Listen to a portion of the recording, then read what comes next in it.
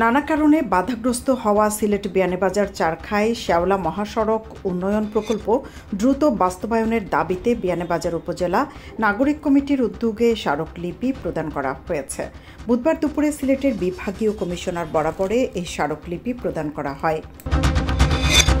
সিলেটের অন্যতম পর্যটন কেন্দ্র সাদা পাথর সহ কয়েকটি স্পট থেকে অবৈধভাবে পাথর উত্তোলনকারীদের বিরুদ্ধে শাস্তিমূলক ব্যবস্থা গ্রহণ এবং এসব স্থানের পরিবেশ রক্ষার দাবিতে আজ বুধবার বিকেলে বাংলাদেশ পরিবেশ আন্দোলন বাপা সিলেট জেলা শাখার উদ্যোগে সিলেট কেন্দ্রীয় শহীদ মিনারে এক মানববন্ধন অনুষ্ঠিত হয়।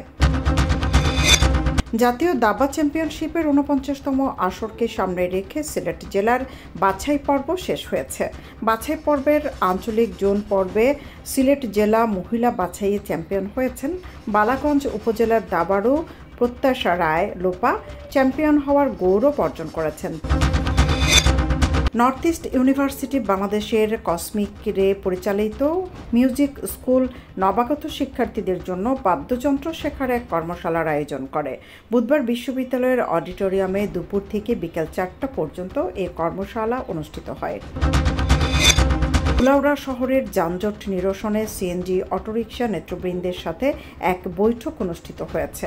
বুধবার বিকেলে উপজেলা প্রশাসনের উদ্যোগে উপজেলা পরিষদ সভাকক্ষে এই বৈঠক অনুষ্ঠিত হয়।